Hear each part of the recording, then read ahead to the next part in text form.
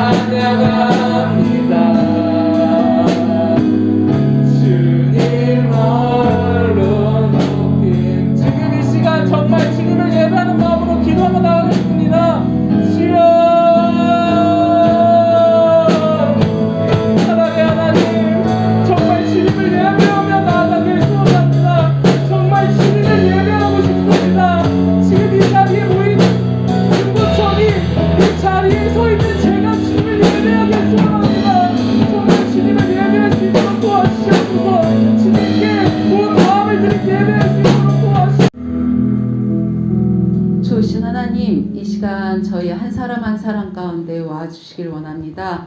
성령을 통해서 와 계신 하나님, 저희들에게 주님의 마음을 주시고 주의 말씀을 깨닫게 하시고 온전한 예배자로 함께 예배하며 나아가는 시간 되어지게 하소서.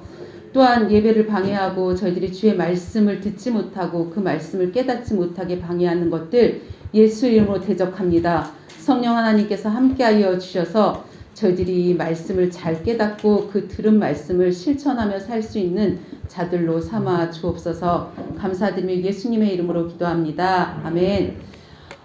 지난주에 말씀이 뭐였는지 혹시 기억하는? 제가 너무 우리 친구들도 기억하고 있겠죠. 하나님을, 우리의 마음을 감찰하시는 하나님을 기쁘시게 하자라는 말씀이었어요. 그런데 지난주에 하면서 어떻게 주님을 기쁘시게 할 것인가 한번 고민해 보자라고 했는데 저 스스로 한번 고민해 보았어요. 하나님을 가장 기쁘시게 할 수 있는 방법이 무엇일까? 그런데 하나님을 기쁘시게 하는 것 가운데 우리 삶의 영역에서 가장 중요한 부분이 어딜까를 생각했어요. 우리 사랑하는 친구들은 하나님을 기쁘시게 하자라고 하면 교회에 와서 예배 잘 드리는 것을 하나님을 기쁘시게 하는 삶이라고 할 수 있는데 가장 우리 삶에서 중요한 영역이란 저는 가정이라고 생각을 했어요. 그래서 하나님을 기쁘시게 하는데 가정에서 어떻게 기쁘시게 할까 하는 것이 오늘의 말씀입니다. 에베소서 6장 6절에서 8절 본문 말씀 먼저 읽고 시작하도록 하겠습니다.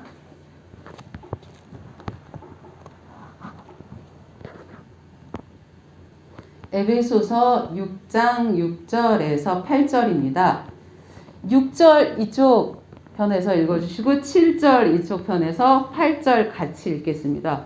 이쪽 힘내셔야 되겠네요. 자, 6절 말씀 시작. 눈가림만 하여 사람을 기쁘게 하는 자처럼 하지 말고 그리스도의 종들처럼 마음으로 하나님의 뜻을 행하고 기쁜 마음으로 성기비를 주게 하듯 하고 사람들에게 하듯 하지 말라. 각 사람이 무슨 선을 행하든지 종이나 자유이나 주께로부터 그대로 받을 줄을 아느니라. 아멘. 이 말씀은 그 앞에 보시면 알겠지만 종들한테 주는 말씀이었어요.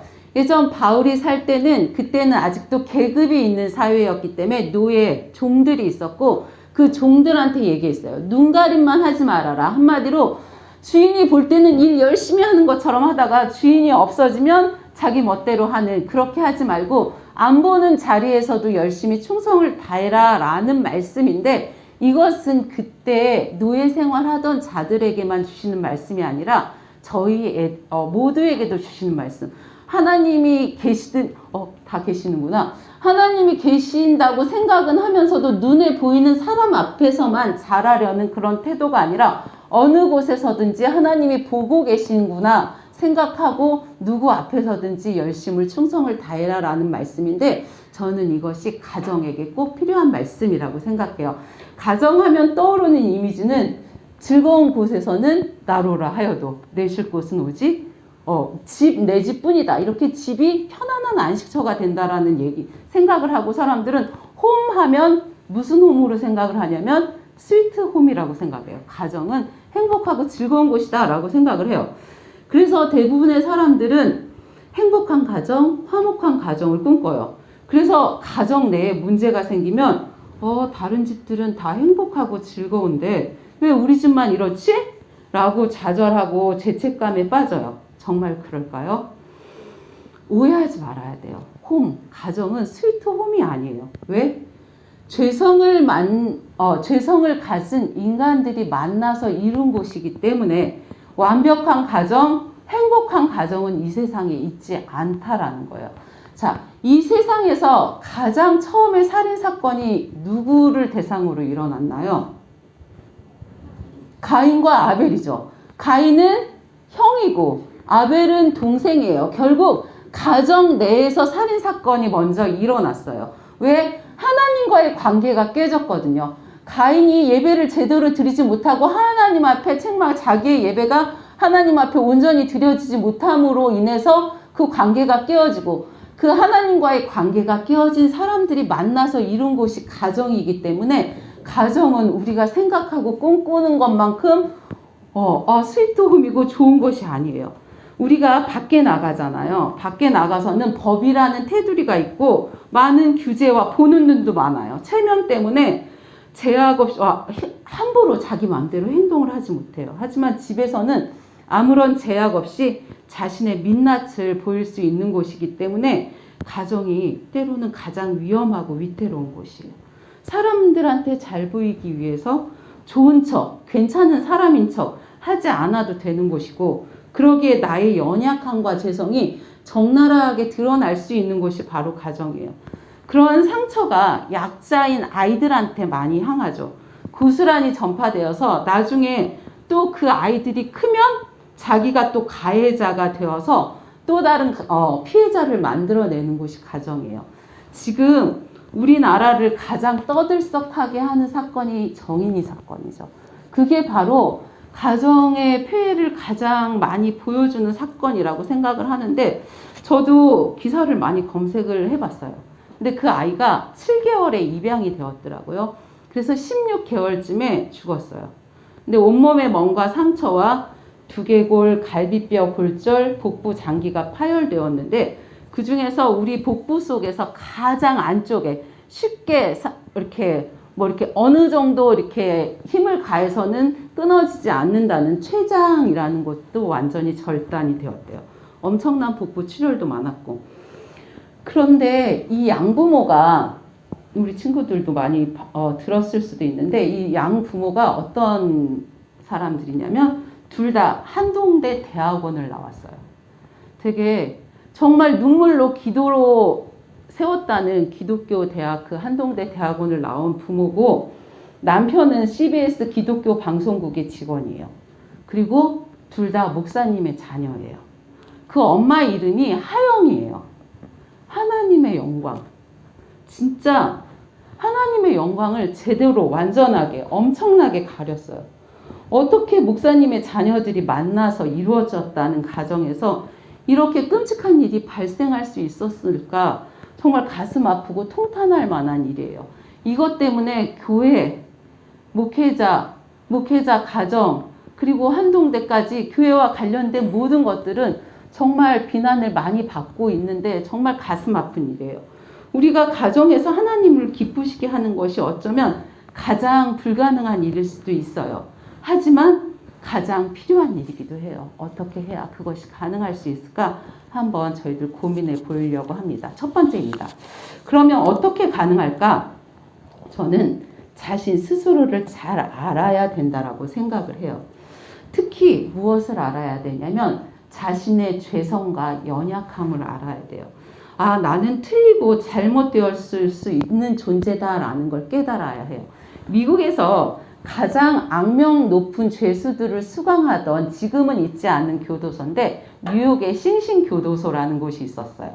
그런데 그곳에 소장으로 근무했던 사람이 무슨 얘기를 했냐면, 이곳에는 정말 보통의 죄수들이 오는 게 아니라 아주 죄질이 나쁜 그런 죄수들만 오는 것이었는데, 이곳의 죄수들이 하나같이 하는 얘기는 뭐냐면, 나는 억울하다. 수감된 범죄자들이 다 같이 하는 얘기가, 자신을 나쁜 놈이라고 생각하는 사람, 말하는 사람은 거의 없고, 자신을 합리화하고 나는 그때 그럴 수밖에 없는 상황이었다. 나의 상황을 알면 함부로 누구도 나를 판단하지 못한다라고 얘기를 한대요. 사람들은 누구나 그런 속성을 갖고 있어요. 자, 성경에도 이것을 지적하고 있는데 잠언 16장 2절 말씀 한번 찾아보도록 하겠습니다. 잠언 16장 2절.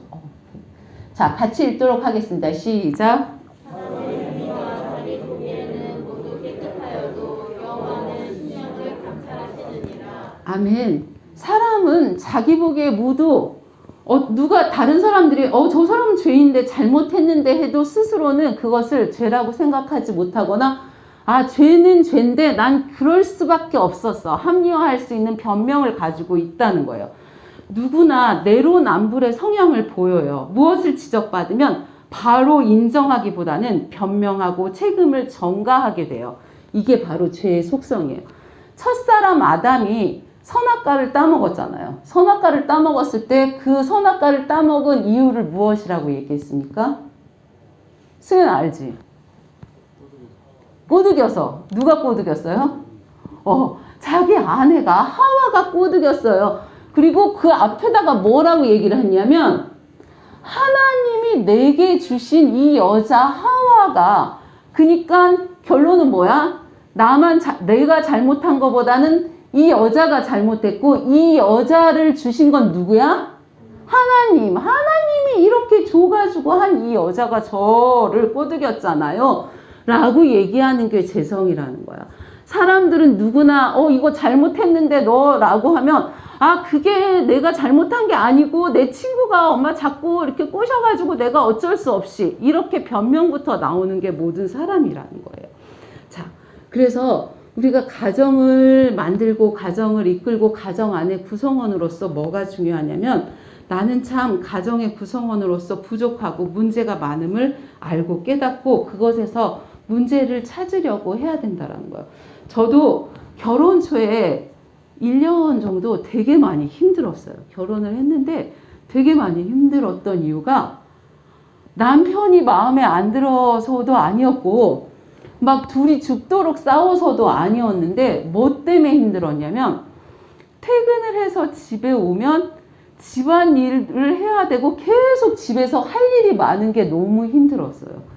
결혼 전에는 집에만 오면 그냥 딱 옷 벗고 씻고 쉬다가 뭐 이렇게 엄마가 차려놓은 거 먹고 그러고 다시 나가면, 그러니까 집은 완전히 쉬는 공간, 집은 완전히 자유로운 공간이었는데, 이제 퇴근을 하고 집에도 오면 집에도 할 일이 너무 많은 거예요. 청소도 해야 되지, 설거지도 해야 되지, 빨래도 해야 되지, 막 이러니까 결혼을 했는데 뭐 이렇게 할 일이 많나, 뭐 이렇게 피곤한가, 뭐 이렇게 힘든가 라는 생각에 그것 자체가 되게 많이 힘들었어요.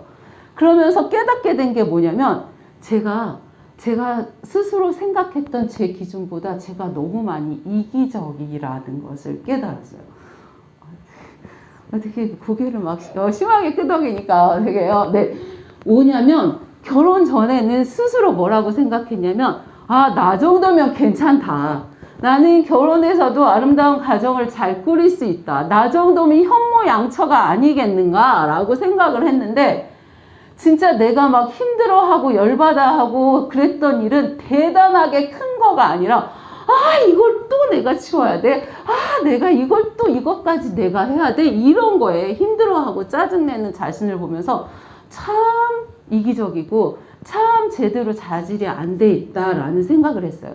그리고 또 이기적이라는 걸 깨달았을 뿐만 아니라 또 깨닫게 된 점이 무엇이냐면, 내가 분노가 참 많은 존재구나 라는 걸 깨달았어요.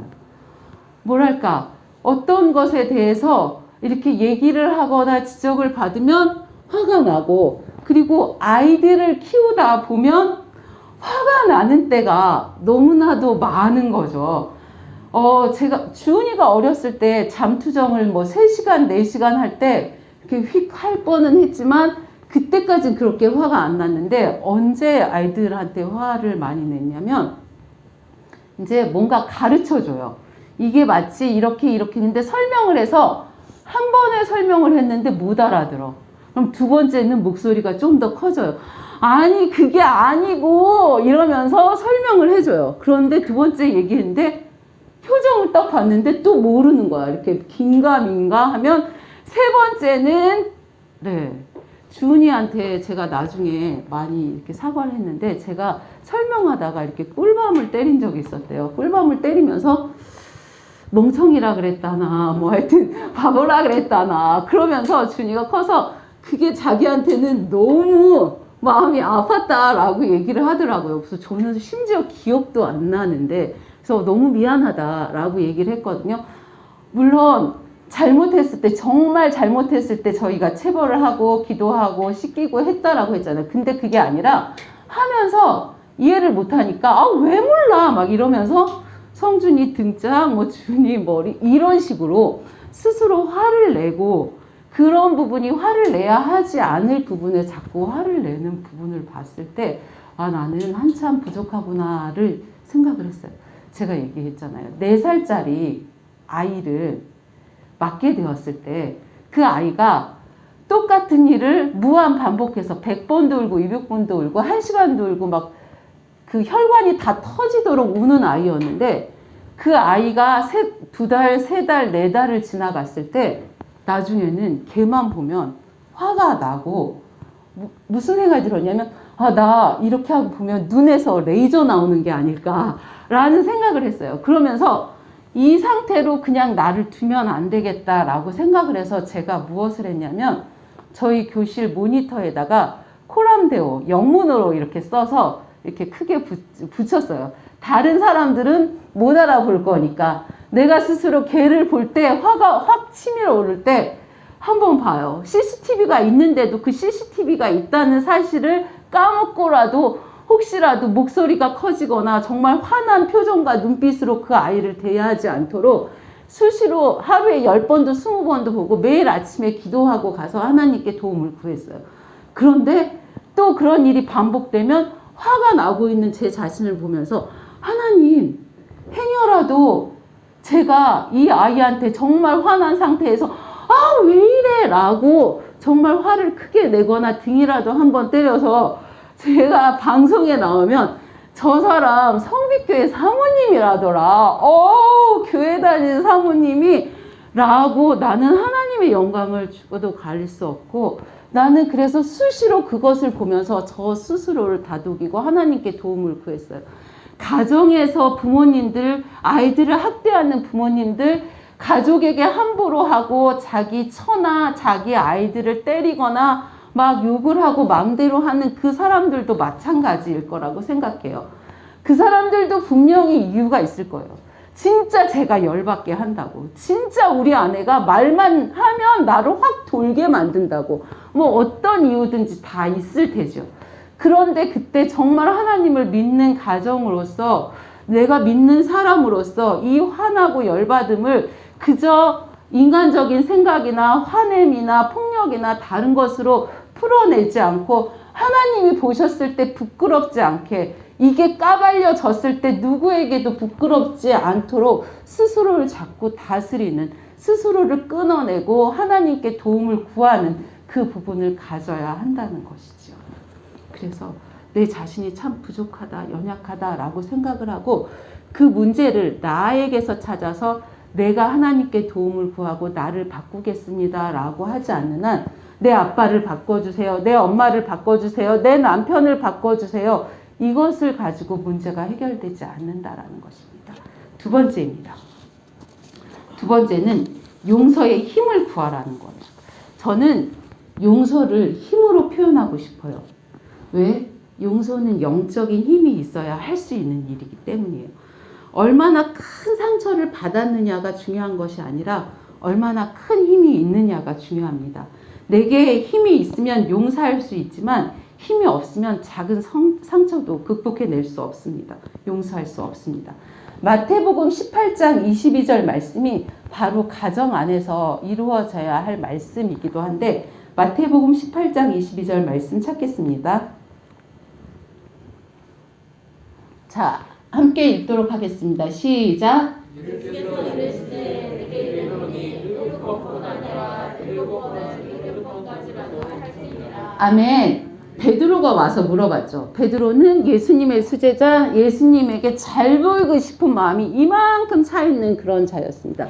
예수님, 제가 형제에게, 그냥 형제는 자기 친족 형제만 말한 게 아니라 사람들을 대상으로 한 건데, 자, 사람이 자기한테 잘못하면 몇 번이나 용서할까요? 7번이면 될까요?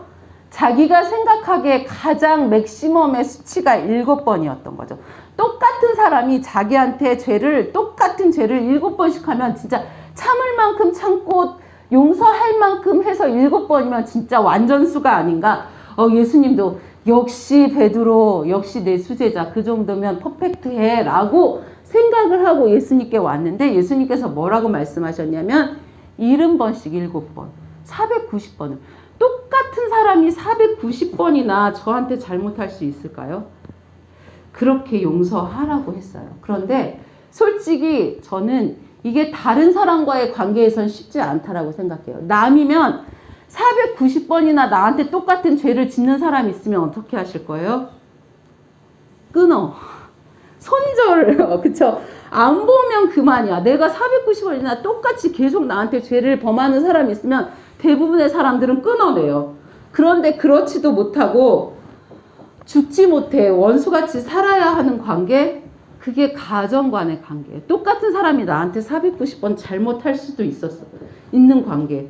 그런데 예수님께서는 490번씩 용서하라고 했는데, 우리가 보통 뭐 수련회를 가든지 은혜를 되게 많이 받은 하나님이 은혜를 되게 많이 주셨어. 그러면 큰 마음 먹고 용서를 해.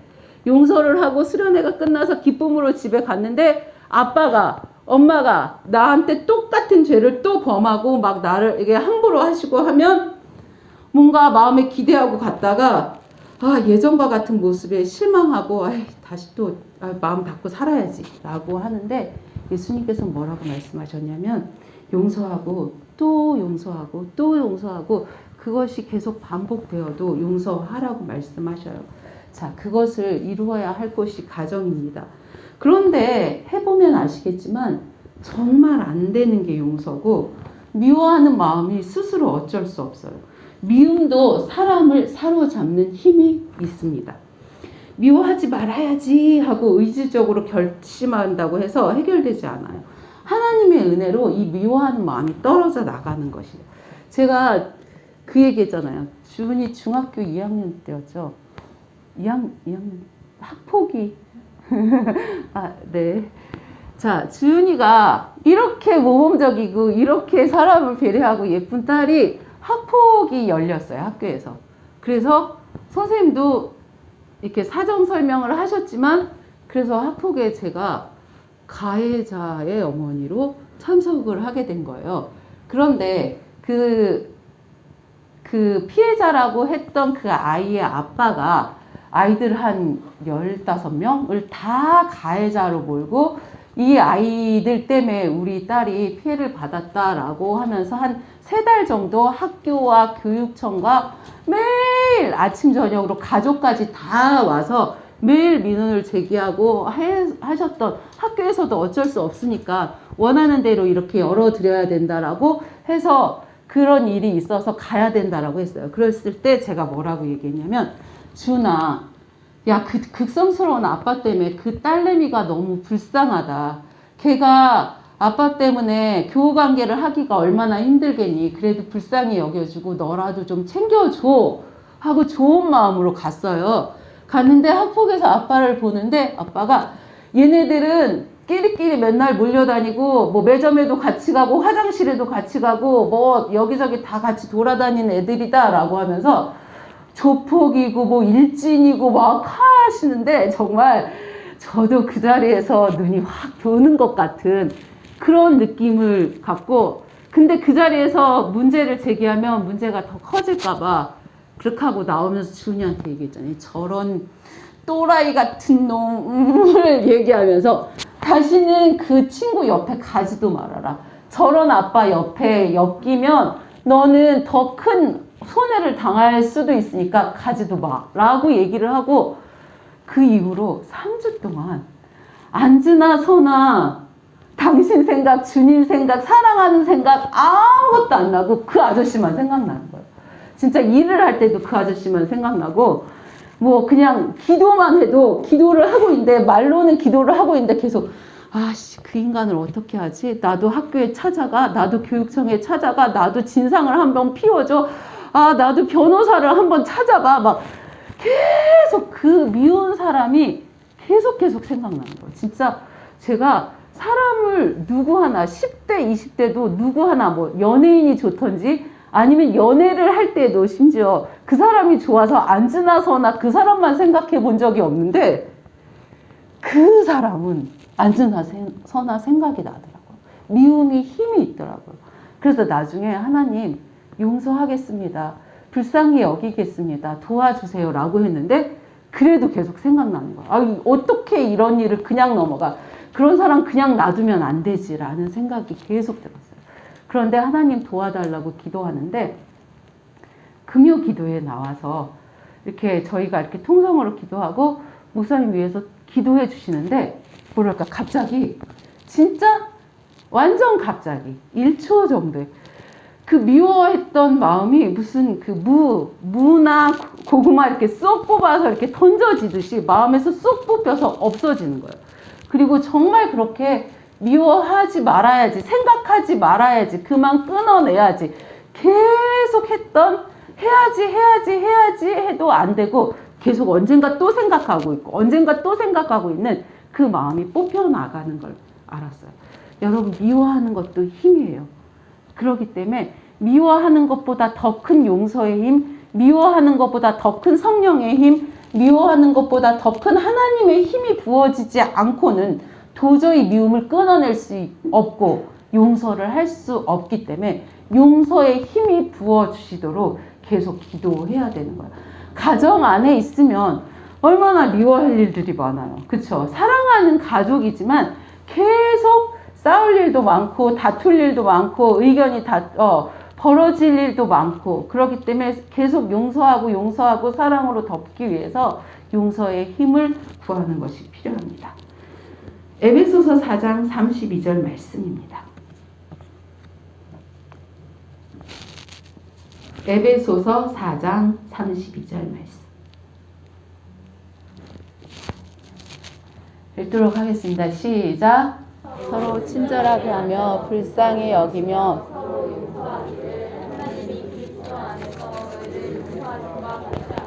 아멘. 그리스도 예수님 안에서 저희를 용서하셨죠. 불쌍히 여김 그런 마음이 저희 가운데 있기를 원합니다. 불쌍히 여기는 게 부모는 자녀들을 불쌍히 여기기가 쉬워요. 그런데 남편과 아내 사이는 불쌍히 여기기가 쉽지 않아요.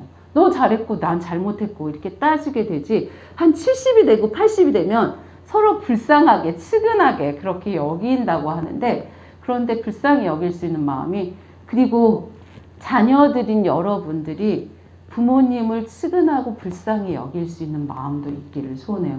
우리 아빠는 왜 저래? 우리 엄마는 왜 저래? 왜 저것밖에 안 돼? 가 아니라 하나님의 은혜가 없으면 아빠도 엄마도 힘들고 지치고 상처가 있는 사람일 수밖에 없구나 라고 생각하고 은혜로 믿음으로 불쌍히 여길 수 있는 마음들이 있기를 소원합니다. 세 번째 마지막인데요. 좋은 사람. 이건 믿음의 청년 학생들이 많기 때문에 믿음 안에서 좋은 사람 찾지 말고 내가 좋은 사람 되어라라는 거예요. 많은 학생과 청년들이 좋은 가정을 만들기 위해 제일 관심을 기울이는 부분이 바로 좋은 사람 만나는 거예요. 저는 전적으로 동의해요. 사람 고쳐 쓰는 거 아니래요. 정말 아닌 것 같은 사람을 내가 사랑의 힘으로 고쳐 쓰겠나라고 내가 쓰겠다고 객기 부리지 말라고. 그래서 결혼 상대를 두고 구체적으로 조목조목 적어가면서 기도해요. 그런데 그것보다 더 중요한 것은 내가 결혼하고 싶은 좋은 상대가 되어지는 것이에요. 제가 확실하게 말할 수 있는 것이 있는데 연애 잘해서 결혼 잘하는 것이 아니라 내가 하나님 앞에 신실해지고 성숙해짐으로써 좋은 결혼을 할 수 있는 것이라. 자, 하나님 앞에 아멘. 하나님 앞에 신실하다고 해서 오래 기도만 하는 것으로 생각하면 안 돼요. 그 기도가 나를 깨뜨리는 기도가 되어야 되는 거예요.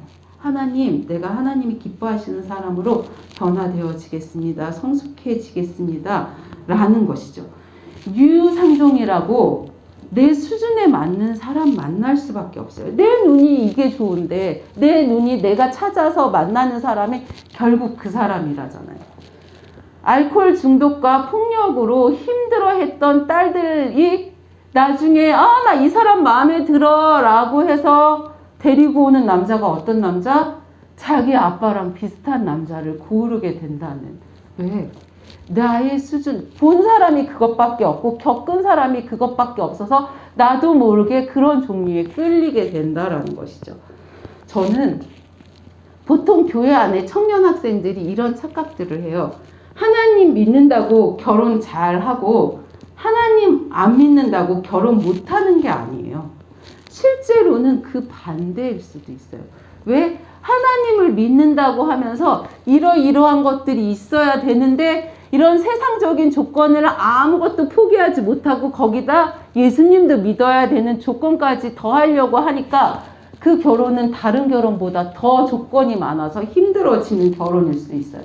예수님 안 믿는 것, 이렇게 예수님 안 믿어. 세상적인 조건 요거만으로 보고도 마음에 들어서 그래서 세상 사람들은 빨리 찾을 수도 있지만 우리는 예수님 가장 잘 믿고 예수님이 기뻐하시는 그것이 가장 선결 조건, 가장 중요한 조건이라고 말은 하는데 사실 세상적인 조건 다 플러스 예수도 믿는 조건을 찾으려니까 더 힘들어지죠.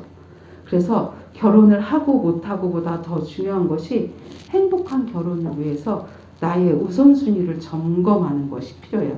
내가 정말 하나님을 기쁘시게 하고 있는가? 하나님이 기쁘시게 하려는 그런 일을 하는 자인가? 그리고 하나님 앞에 순복하고 하나님의 다스림에 순종하는 것이 필요해요.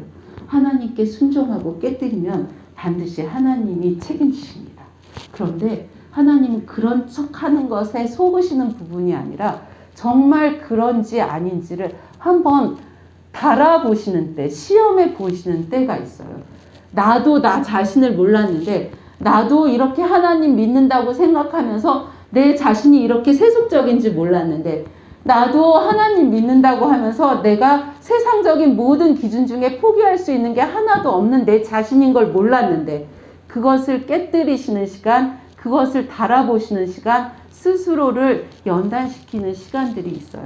그럴 때 하나님 앞에 기쁨으로 하나님보다 더 중요한 것이 없습니다. 내가 정말 믿음의 가정, 하나님께서 기뻐하시는 가정을 이루는 것보다 더 중요한 기준은 없습니다. 라고 내가 세상적인 기준이라고 생각했던 것들을 좀 내려놓고 하나님 앞에 드릴 때 하나님께서 그 마음의 중심을 보시고 내가 하나님을 기쁘시게 하는 사람이면 정말 하나님을 기쁘시게 하려는 그 마음의 중심이 있는 사람과 만나게 하신다는 것이죠. 저는 여러분들이 정말 믿음의 가정을 이루는 자들이 되어지기를 소원합니다. 많은 예수 믿는 가정들이, 많은 목사님의 아들, 딸들이 교회라면, 예수 믿는 것이라면 진저리 치는 자들이 많아요.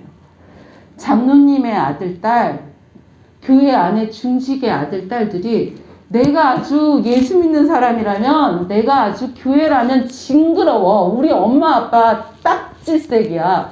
교회에서는 잘하고 교회에서는 충성하고 교회에서는 되게 믿음 있는데 집에 오면 스스로 계속 뭐 폭력, 그 다음에 말로, 그 다음에 그 아빠의 엄마의 나쁜 부분들을 너무 많이 봤기 때문에 아우 아빠처럼 예수 믿으면 안 믿는 게 나아. 엄마처럼 교회 다닐 거면 나는 안 하고 말 거야.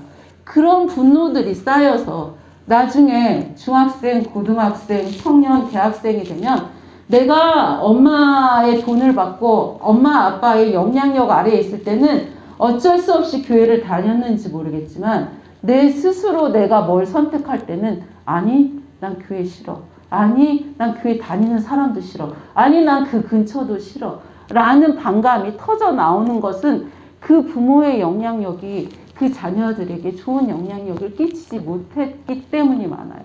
물론 부모가 좋은 영향력을 끼치기 위해서 애쓰고 노력하고 눈물을 흘려도 아직 돌아오지 않고 아직 방황하고 아직 세상이 좁고 한 자들이 있다면 부모는 계속 눈물 흘리고 하나님께 도움을 구해야 하지만 그렇지 못한 부분들이 있다면 부모님들이 회개해야 되는 부분들이죠.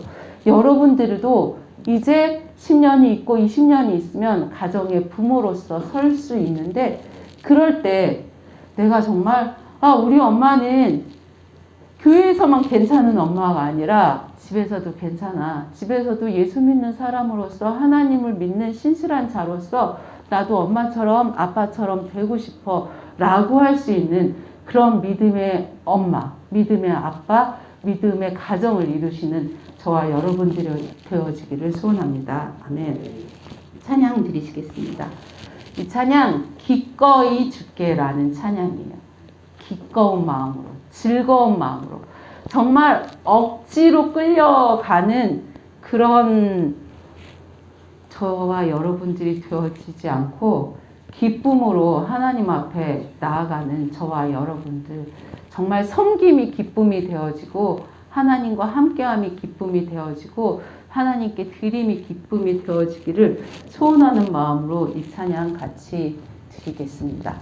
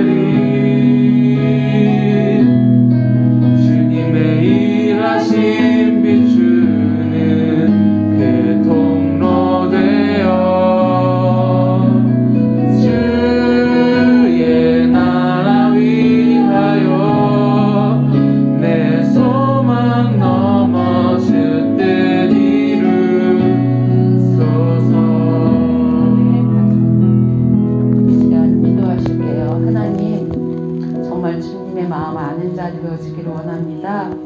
주님 앞에 기꺼이 드리고 기꺼이 나갈 수 있는 자가 되어지기를 원합니다. 하나님, 제가 교회에서뿐만 아니라 가정에서 믿는 자로서 모범을 보일 수 있는 자가 되어지기를 원합니다. 하나님, 가정에서의 모습을 보셔도 하나님, 너 참 괜찮다, 너 잘하고 있다 라고 칭찬 듣는 자가 되어지기를 원합니다. 하나님, 그러기 위해서 부족한 것이 너무 많습니다. 연약한 것이 너무 많습니다. 저희 그 성질 때문에, 저희 그 부족한 부분들 때문에 우리의 가족에게 상처 주는 자가 되어지지 아니하도록 주여 붙잡아 주옵소서. 함께 통성으로 기도하시겠습니다. 좋으신 아버지, 주의 은혜와 긍휼을 구합니다. 아버지, 저는 이곳에서만 예수 믿는 사람이 아닙니다. 저는 집에서도 예수 믿는 엄마이며 예수 믿는 아내이며 예수님을 사랑하는 자로 서 있습니다. 주님, 저는 직장에서도 예수 믿는 자로 서 있습니다. 주님, 어디서 어느 곳에서 저 사람이 예수 믿는 사람이었다, 저 사람이 교회 다니는 사람이었다를 밝혔을 때 모든 사람들이 그럴만하다, 그럴 줄 알았다 라고 생각하는 그런 자이기를 원합니다. 아버지, 집에서 은밀히 했던 아베 행동, 아베 은밀히 했던 말들이 다 드러나게 되어지는 그때 부끄러움이 없는 자로 살기를 소원합니다. 하나님 앞에 정말 저의 삶이 온전히 드려지는 자로서 아베 부끄럽지 아니하게 나아갈 수 있기를 주여 소원합니다. 그러기에 너무 부족한 부분이 많은 것을 고백합니다. 아멘. 정말 스스로도 어쩔 수 없고 스스로도 아멘 제어하지 못하는 많은 어려움들을 주님 앞에 고백합니다. 성령이여 함께하여 주시고 성령이여 붙잡아 주시고 아버지 하나님, 그 부분들도 내어놓고 아버지 하나님의 도움을 구하고 믿음으로 나아갈 수 있는 자들이 다 되어지도록 성령님 함께하여 주시옵소서. 좋으신 하나님, 여기에 미래의 가정들을 이끌어갈 미래의 엄마들, 미래의 아빠들, 미래의 가장들 이곳에 있습니다. 성령 하나님 붙잡아 주시기를 원합니다. 그저 교회에서만 예수 잘 믿는 청년, 학생들, 성도들이 되어지지 아니하기를 주여 도와주시옵소서. 집 안에서 했던 행동, 집 안에서 했던 말, 집 안에서 아니면 나 혼자 은밀히 했던 모든 행동들, 그것이 큰 스크린으로 많은 사람들 앞에서, 주님 앞에서 드러날 그때에 부끄럽지 않은 자가 되어지기를 소원합니다. 부끄러운 부모, 부끄러운 남편, 부끄러운 아내, 부끄러운 자녀가 아니라 그 부분이 까발려졌을 때에도 주님, 제가 힘든 상황, 어려운 상황 속에서도 저 예수 믿는 자였습니다. 누가 보기에도 하나님 보시기에도 부끄럽지 않게 하기 위해서 노력하고 애쓰는 자였습니다. 보일 수 있는 자들이 다 되어지도록 도와주시옵소서. 안 되는 부분이 너무 많습니다. 부족한 부분이 너무 많습니다. 스스로도 어쩌지 못하는 부분들이 너무 많습니다. 주님, 그럴 때 주님의 도우심을 구하며 주님 닮아가기를 소원하며 기꺼이 주님 앞에 나아가는 스스로를 쳐서 복종시킬 수 있는 그런 청년들, 학생들, 성도들 다 되어지도록 주여 붙잡아 주옵소서. 감사드리며 예수님의 이름으로 기도합니다. 아멘. 주기도문으로 예배 마치겠습니다. 하늘에 계신 우리 아버지여, 이름이 거룩히 여김을 받으시오며 나라의 마옵시며 뜻이 하늘에서 이룬 것 같이 땅에서도 이루어지이다. 우리에게 일용할 양식을 주옵시고 우리가 우리에게 죄진 자를 사하여 준 것 같이 우리 죄를 사하여 주옵시고 우리를 시험에 들게 하지 마옵시며 다만 악에서 구하옵소서. 대개의 나라와 권세와 영광이 아버지께 영원히 있사옵나이다. 아멘. 주신 하나님 감사합니다.